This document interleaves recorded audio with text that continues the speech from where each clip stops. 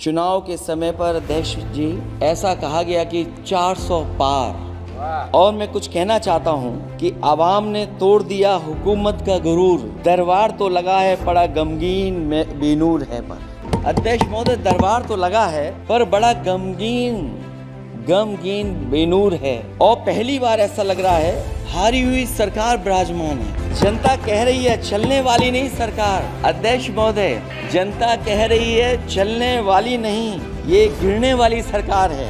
और क्योंकि ऊपर से जुड़ा कोई तार नहीं, नीचे कोई आधार नहीं, अधर में जो है अटकी हुई वो तो कोई सरकार नहीं। मैं सबसे पहले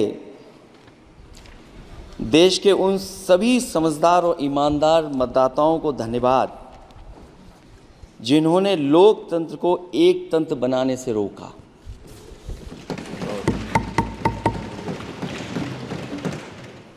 चुनाव के समय पर अध्यक्ष जी ऐसा कहा गया कि 400 पार। मैं समझदार जनता को फिर एक बार धन्यवाद दूंगा, और मैं कुछ कहना चाहता हूं कि आवाम ने तोड़ दिया हुकूमत का गुरूर, दरबार तो लगा है बड़ा गमगीन में बेनूर है। पर अध्यक्ष महोदय, दरबार तो लगा है पर बड़ा गमगीन बेनूर है, और पहली बार ऐसा लग रहा है हारी हुई सरकार विराजमान है। जनता कह रही है चलने वाली नहीं सरकार। अध्यक्ष महोदय, जनता कह रही है चलने वाली नहीं, ये गिरने वाली सरकार है। और क्योंकि ऊपर से जुड़ा कोई तार नहीं, नीचे कोई आधार नहीं, अधर में जो है अटकी हुई वो तो कोई सरकार नहीं। दरअसल पूरा इंडिया समझ गया है कि इंडिया ही प्रो इंडिया है। इस चुनाव में इंडिया अलायंस की नैतिक जीत हुई है। ये पीडीए इंडिया की सकारात्मक राजनीति, पॉलिटिक्स जो पॉजिटिव है, पॉजिटिव पॉलिटिक्स की जीत हुई है। ये इंडिया पीडीए की सोशल जस्टिस मुहिम की विक्ट्री है। 2024 का परिणाम हम इंडिया वालों के लिए जिम्मेदारी से भरा पैगाम भी है। और अगर हम यूँ कहें अध्यक्ष महोदय कि 15 अगस्त 1947 अगर उपनिवेशिक राजनीति से आज़ादी का दिन था, तो 4 जून 2024 देश के लिए सांप्रदायिक राजनीति से आज़ादी का दिन रहा। ये सांप्रदायिक राजनीति के अंत और सामुदायिक राजनीति की शुरुआत है। जहां सांप्रदायिक राजनीति का अंत हुआ है, वहीं सामुदायिक राजनीति की शुरुआत हुई है। सबसे अच्छी बात हुई ये है कि इस चुनाव में सांप्रदायिक राजनीति की हमेशा के लिए हार हो गई है। अध्यक्ष महोदय, कहने को सरकार ये कहती है कि ये 5th लार्जेस्ट इकोनॉमी बन गई है और जीडीपी के मामले में 5th वर्ल्ड की इकोनॉमी बन गई है। लेकिन अध्यक्ष मोदी, ये सरकार क्यों छिपाती है कि अगर ये हमारी सबसे लार्जेस्ट इकोनॉमी, अगर हम 5वें नंबर पर हैं, तो हमारे देश की पर कैपिटा इनकम, प्रति व्यक्ति आय हमारे किस स्थान पर पहुंची है। और हम लोगों ने तो अध्यक्ष महोदय देखा है कि अगर दिल्ली की सरकार ने कहा होगा कि $5 ट्रिलियन की इकोनॉमी बनेगी, तो जहां से प्रधानमंत्री जी चुन करके आते हैं, वहाँ का प्रदेश के सरकार भी कह रहे कि हम $1 ट्रिलियन इकोनॉमी बना लेंगे। देश की इकोनॉमी कहाँ पहुँच गई, पर कैपिटा इनकम क्या है। लेकिन अगर उत्तर प्रदेश की इकोनॉमी को अगर $1 ट्रिलियन की इकोनॉमी बनना है, तो कम से कम 35% की ग्रोथ चाहिए। मुझे नहीं लगता है कि 35% की ग्रोथ उत्तर प्रदेश पा पाएगा। हम हंगर इंडेक्स में कहाँ खड़े हैं, नीचे से कहाँ हैं। जो 5th लार्जेस्ट इकोनॉमी की बात कर रहे हैं वो इनइक्वालिटी के पैरामीटर पे कहाँ खड़े हैं, वो हैप्पीनेस इंडेक्स में कहाँ खड़े हैं।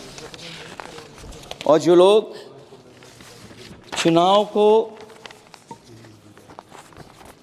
अपने तरीके से मोड़ते हैं, मैं उन्हें कहना चाहता हूं कि अध्यक्ष महोदय, इस चुनाव के परिणाम ने तोड़ने वाली राजनीति को तोड़ दिया है और जोड़ने वाली राजनीति की जीत हुई है। इस चुनाव में धन छल बल की नकारात्मक राजनीति की शिकस्त हुई है। ये चुनाव जो देश का हुआ, ये सकारात्मक राजनीति का नया दौर शुरू हुआ है। इस बार प्रो कॉन्स्टिट्यूशन वालों की जीत हुई है। हम मानते हैं संविधान ही संजीवनी है, उसी की जीत हुई है। ये संविधान मंथन में संविधान रक्षकों की जीत हुई है। अब ऊपर से नीचे की राजनीति का अंत हो गया है। अब नीचे से जो समाज की जो आवाज़ उठेगी वही राजनीति का आधार बनेगी। मैं कहना चाहता हूं कि देश किसी की व्यक्तिगत महत्वाकांक्षा से नहीं, जन आकांक्षा से चलेगा। मतलब अब मनमर्जी नहीं, जनमर्जी चलेगी। इस चुनाव का बड़ा पैगाम यही है।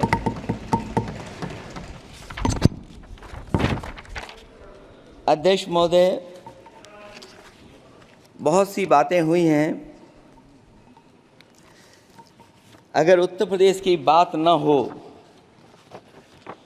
क्योंकि अध्यक्ष महोदय सबसे बड़ा प्रदेश जहाँ है, उसने हर बार दूसरे दल को समर्थन देकर के सरकार बनाई।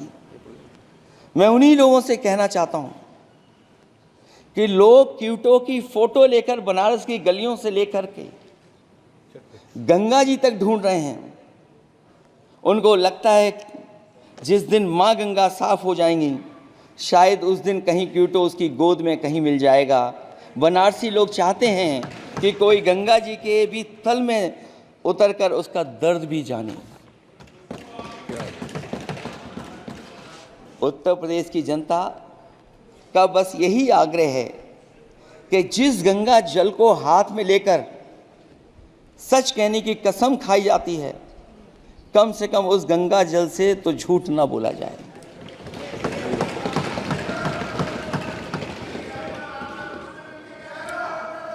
जहां विकास के नाम पर खरबों रुपए की लूट का राज खोलते भ्रष्टाचार के गड्ढे प्रदेश का नाम खराब कर रहे हैं, वहीं पहली बारिश में ही टपकती हुई छत और गिर चुकी स्टेशन की दीवार बेईमानी की निशानी बन गई है। अध्यक्ष महोदय, विकास का ढिढोरा पीटने वाले इस विनाश की जिम्मेदारी कब लेंगे?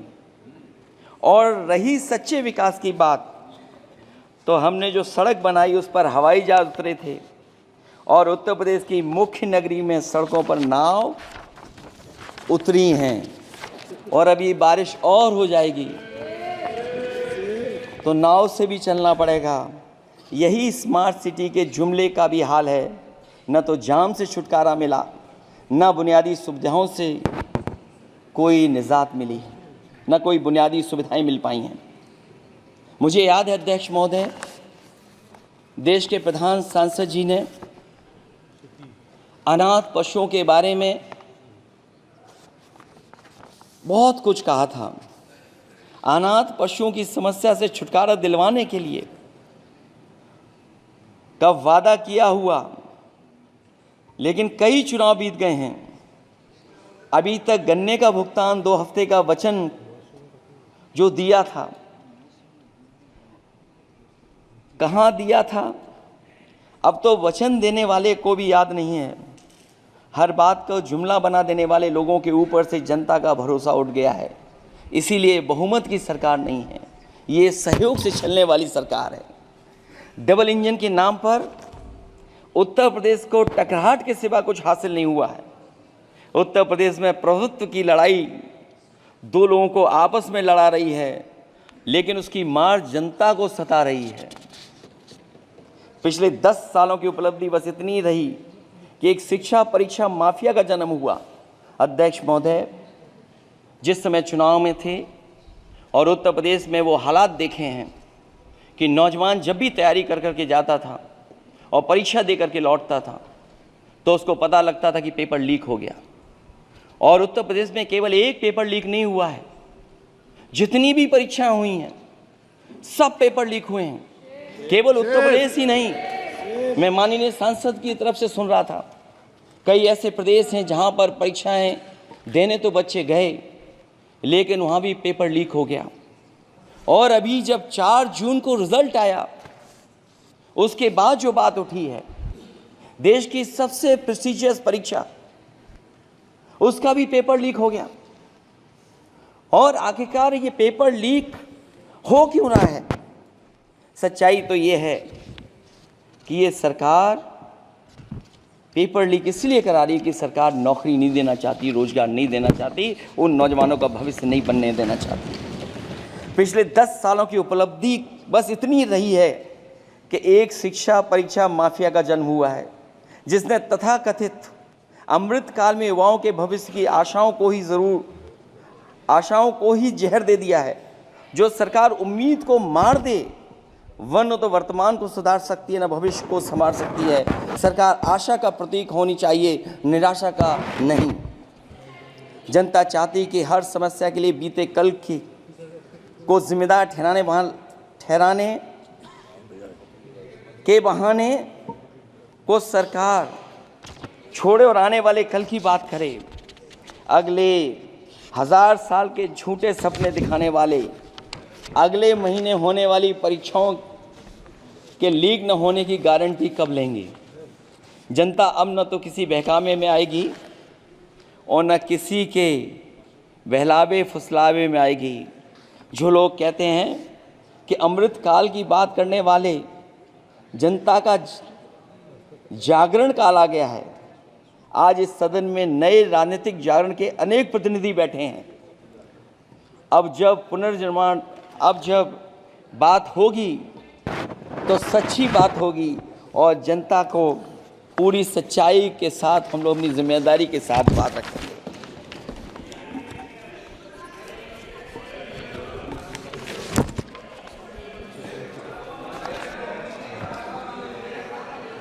अध्यक्ष महोदय,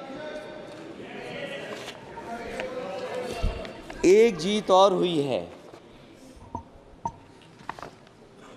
एक जीत और अध्यक्ष महोदय हुई है। मैं जानता हूं सत्ता पक्ष बैठे वाले लोग समझ गए होंगे। अयोध्या की जीत भारत के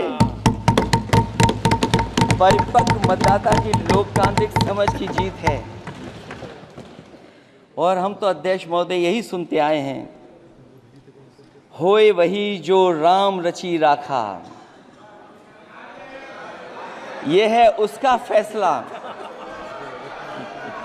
अध्यक्ष महोदय, होई वही जो राम रची राखा, ये है उसका फैसला, जिसकी लाठी में नहीं होती आवाज। जो करते थे किसी को लाने का दावा, वो हैं खुद किसी के सहारे के लाचार।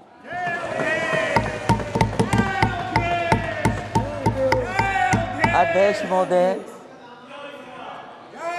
मैं फिर कह देना चाहता हूं, होए वही जो राम रची राखा, यह है उसका फैसला, जिसकी लाठी में नहीं होती आवाज। जो करते थे किसी को लाने का दावा, वो हैं खुद किसी के सहारे के लाचार। हम अयोध्या से लाए हैं उनके प्रेम का पैगाम, हम अयोध्या से लाए हैं उनके प्रेम का पैगाम। जो सच्चे मन से करते हैं सबका कल्याण, सदियों में जन जन गाता है जिनके गान, अभय दान देती जिनकी मंद मंद मुस्कान, मानवता के लिए उठता जिनका तीर कमान।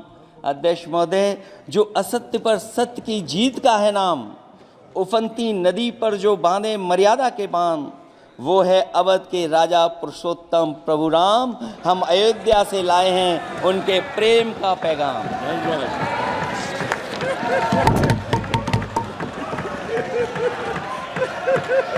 अध्यक्ष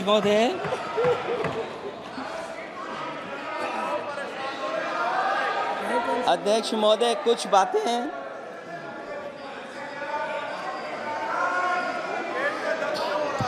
अध्यक्ष महोदय, कुछ बातें समय और काल से परे होती हैं, इसलिए आज यहाँ उत्तर प्रदेश के सदन में पढ़ा गया एक शेर याद आ गया, जो तब सही था अब और सही साबित हो रहा है। इजाजत हो अध्यक्ष जी तो मैं अर्ज करूं। हजूरे आला आज तक खामोश बैठे हैं इसी गम में, हजूरे आला आज तक खामोश बैठे हैं इसी गम में, महफिल लूट ले गया कोई जबकि सजाई हमने। योगी जी के लिए, योगी जी के लिए।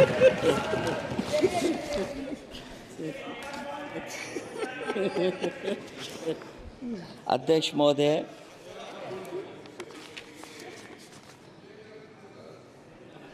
मैं मॉडल ऑफ कंडक्ट जब चुनाव हुआ, लागू हुआ, उस समय मैंने देखा कि कुछ लोगों पर मेहरबान रही सरकार और कमीशन भी। कई मैं बहुत डिटेल में नहीं जाना चाहता हूं अध्यक्ष महोदय, लेकिन कहीं ना कहीं प्रश्न उस संस्था पे भी लगा है, और अगर उस संस्था पर प्रश्न लगा है तो लगाने वाली सरकार की वजह से लगा है। इसलिए अगर निष्पक्ष होगी वो संस्था तो न केवल हमारा लोकतंत्र स्वस्थ होगा, बल्कि हमारे लोकतंत्र और मजबूत दुनिया में दिखाई देगा। अध्यक्ष महोदय, ईवीएम पे मुझे कल भी भरोसा नहीं था, आज भी नहीं भरोसा। मैं 80 के 80 सीट जीत जाऊं तब भी नहीं भरोसा। और मैंने अपने चुनाव में कहा था अध्यक्ष महोदय कि ईवीएम से जीत करके ईवीएम हटाने का काम करेंगे। न ईवीएम का मुद्दा मरा है, न जाएगा खत्म। जब तक ईवीएम नहीं हटेगी हम समाजवादी लोग उस बात पर अड़ग रहेंगे। उत्तर प्रदेश अध्यक्ष महोदय वो प्रदेश है जिसने सरकार बीजेपी की बनवाई, एक बार नहीं 2 बार बनवाई, और उसी उत्तर प्रदेश के साथ कितना बड़ा भेदभाव, उत्तर प्रदेश के साथ बड़ा भेदभाव। मुझे याद है वो दिन जब प्रधानमंत्री जी एयरफोर्स के सबसे भारी वाहन हवाई जहाज से उतरे थे सड़क पर। वो अलग बात है कि उस प्रदेश के मुख्यमंत्री उनके साथ नहीं बैठ पाए थे, लेकिन वो एक्सप्रेसवे जो बना था और आज भी जो उत्तर प्रदेश में बन रहे हैं वो उत्तर प्रदेश के बजट से बन रहे हैं। लेकिन दिल्ली की तरफ से कोई एक्सप्रेसवे अभी नहीं दिया गया है। न केवल इंफ्रास्ट्रक्चर में भेदभाव हुआ है, बल्कि हमें याद है कि प्रधानमंत्री जी ने बड़े पैमाने पे गांव गोद लिए थे। और सोचिए, अगर देश के प्रधान सांसद अगर किसी गांव को गोद ले लें और उस गांव की तस्वीर न बदले तो शायद मैं नहीं समझता हूं कि किसी गांव की तस्वीर 10 साल में बदली होगी। मुझे वो गांव जिसको उन्होंने गोद लिया, जो प्रधानमंत्री जी की आदर्श योजना थी उसके तहत जो गोद लिया गया था गांव, वो 5 वर्ष पहले खूब शोर हुआ था कि बनारस शहर की तरह डोमरी में चमचमाने लगेगा एक गांव। हकीकत में कुछ नहीं हुआ। उसकी दुर्दशा वैसी की वैसी है, जैसे था गांव वैसे ही का वैसा है। टूटी सड़कें, कच्ची पगडंडियां, उखड़े और टूटे हुए ईंट के खंजे, बदहाल हैंडपंप, पावरलूम और पंखे के जाली के कारखाने को आखिर कब तक रफ्तार मिलेगी जो उस गांव में काम होता था, लोग करते थे। खाली पड़े रसोई गैस के सिलेंडर, अंधाधुंध बिजली कटौती के बीच इस गांव के लोगों को हर सुबह मजदूरी की कभी ना खत्म होने वाली तलाश आखिर कब पूरी होगी। तो सोचिए एक गांव की तस्वीर ये है, जो गांव कभी गोद लिया गया था उस गांव की भी तस्वीर नहीं सुधर पाई है। जो भाजपा के स्मार्ट सिटी के झूठे सपने में गांव के लिए कोई जगह नहीं है। अपने गांव गोद लेने की जो बात कही थी, क्या वो भी जुमला था अध्यक्ष जी? पता नहीं जिस गांव को गोद लिया था उसका नाम भी किसी को याद है कि नहीं। मैं नाम पूछ करके किसी को शर्मिंदा नहीं करूंगा, क्योंकि अगर नाम याद है तो ये तो और भी बुरी बात है कि अपने नाम याद रखने के बावजूद भी कुछ नहीं किया। जिसे गोद लिया जाता है उसे अनाथ बनाकर छोड़ देना अच्छी बात नहीं है। और अगर तस्वीर अध्यक्ष महोदय बदली हो 10 साल में उन तमाम गोद लिए हुए गांवों की, तो मैं सत्ता पक्ष के लोगों से कहूँगा ज़रूर इस सदन में बात रखें, ज़रूर बताएं आप। जो बात कभी अध्यक्ष महोदय कास्ट सेंसस की उठी थी, हम उस कास्ट सेंसस के पक्ष में हैं कि बिना कास्ट सेंसस के सामाजिक न्याय संभव नहीं है। सबको हक दिला पाना मुश्किल है। अध्यक्ष महोदय, राष्ट्रपति जी के अभिभाषण में अग्निवीर को लेकर के जो चिंता विपक्ष की थी और देश के नौजवानों की थी, वो चिंता वैसी की वैसी बनी है। अध्यक्ष महोदय, मैं ये कहना चाहता हूँ, मैं खुद मिलिट्री स्कूल से पढ़ा हूँ। मेरे साथ के बहुत बड़े पैमाने पे लोग फौज में हैं। मैंने समय समय पे जो मेरे साथ पढ़े जो सीनियर थे उनसे भी जानकारी हासिल की है।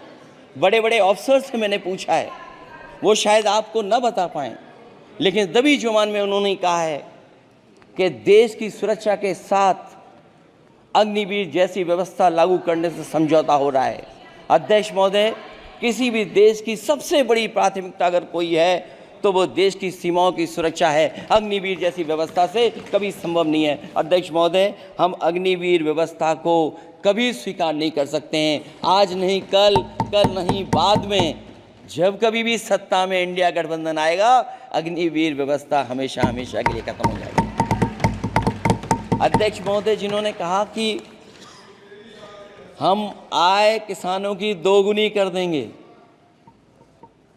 आज किसान पूरा देश का देख रहा है कि उसकी आय कहाँ दोगुनी हो गई। और जिस तरह महंगाई बढ़ी है, सरकार बताए कि महंगाई इस बढ़ने पे उसकी आय कितनी होनी चाहिए। और जो इंफ्रास्ट्रक्चर की बड़ी बड़ी बातें की गई थी कि एमएसपी लागू करने के लिए एग्रीकल्चर सेक्टर का इंफ्रास्ट्रक्चर तैयार होगा, लेकिन जहाँ तक मैंने उत्तर प्रदेश में देखा है, अगर इस सरकार में एक भी नई मंडी बनी हो तो मुझे सरकार बता दे। अध्यक्ष महोदय, जो इंफ्रास्ट्रक्चर एग्रीकल्चर सेक्टर में बनाने की बड़ी बात कही थी, अगर सरकार की तरफ से एक भी मंडी 10 साल में बनी हो तो ज़रूर सरकार बताए। जो सरकार मंडी नहीं बना सकती है उस पर एमएसपी का भरोसा कैसे कर सकते हैं? जिन्होंने एमएसपी का भरोसा दिलाया था। हम अध्यक्ष महोदय आपके माध्यम से यही कहेंगे कि जो राष्ट्रपति के अभिभाषण में लीगल गारंटी एमएसपी को मिलनी चाहिए थी, वो क्रॉप्स को नहीं मिली है। न केवल फसलों को मिले बल्कि हॉर्टिकल्चर क्रॉप्स को भी एमएसपी देने का फैसला हो, जिससे कि हमारा किसान खुशहाल हो सके। साथ ही साथ ओपीएस की बात अभिभाषण में नहीं आई है। ओल्ड पेंशन स्कीम लागू हो, जिससे हमारे तमाम सरकारी कर्मचारियों का भविष्य बन सके। और देश की एक बड़ी आबादी, जहाँ से मैं चुन करके आता हूँ, उत्तर प्रदेश, जहाँ बुनकर, न केवल उत्तर प्रदेश बल्कि देश के कोने कोने में बुनकर समाज के लोग बड़े पैमाने पर रह रहे हैं, लेकिन बुनकरों को जो सुविधाएं मिलनी चाहिए वो भी इस सरकार में नहीं मिल पा रही हैं। जो प्रदेश सरकारों ने कभी बुनकरों के लिए योजनाएं चलाई थीं, वो भी अध्यक्ष महोदय बंद कर दी हैं। मैं अंत में इतना ही कहना चाहूँगा कि इस सरकार ने नौजवानों को नौकरी नहीं दी है, नौकरी और रोजगार उनसे छीने हैं, बहुत नौकरी छीनी है। इसलिए मैं कहना चाहता हूं अध्यक्ष जी, इसलिए मैं कहूँगा कि आपके राज में न नौकरी की उम्मीद है न रोजगार, क्योंकि आपने छोटे कारोबारी तक को इतना छोटा बना दिया है कि न तो वो अपना पेट भर सकता है न किसी को नौकरी पर रख सकता है। जो कुछ पद निकलते भी हैं तो उन पर लेटरल एंट्री के नाम से पिछले दरवाजे से कुछ खास संगी साथियों को रख लिया जाता है। आरक्षण का हक नॉट फाउंड सुटेबल के नाम पर हड़पा जा रहा है। और अध्यक्ष महोदय, आरक्षण के साथ इतनी खिलवाड़ किसी सरकार ने नहीं की होगी जितनी खिलवाड़ इस सरकार ने की है। जहां सरकारी नौकरियां नहीं दी जा रही हैं, और सरकारी नौकरियां इसलिए नहीं दी जा रही हैं क्योंकि उन्हें आरक्षण देना पड़ेगा। जिस प्रदेश से मैं आता हूं वहाँ सबसे बड़े पैमाने पे नौजवान बेरोजगार है, और पिछले 10 साल में जो पेपर उन्होंने लीक कराए हैं वो इसीलिए कराए हैं क्योंकि नौकरी ना देनी पड़े, और अगर नौकरी देनी पड़ेगी तो उन्हें आरक्षण भी देना पड़ेगा। ये जानबूझ करके सरकार नौकरी और आरक्षण के साथ खिलवाड़ कर रही है।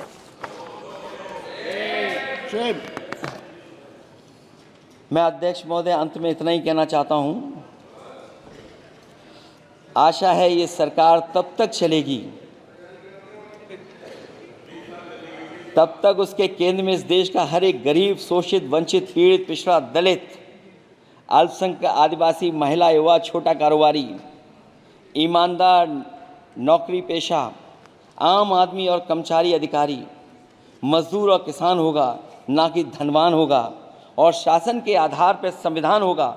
वह जुमलों की जगह सच में महंगाई, बेरोजगारी, भ्रष्टाचार, गरीबी, भुखमरी, सांप्रदायिक हिंसा, दलित व महिला उत्पीड़न, सामाजिक अन्याय जैसे मूलभूत मुद्दों का समाधान होगा।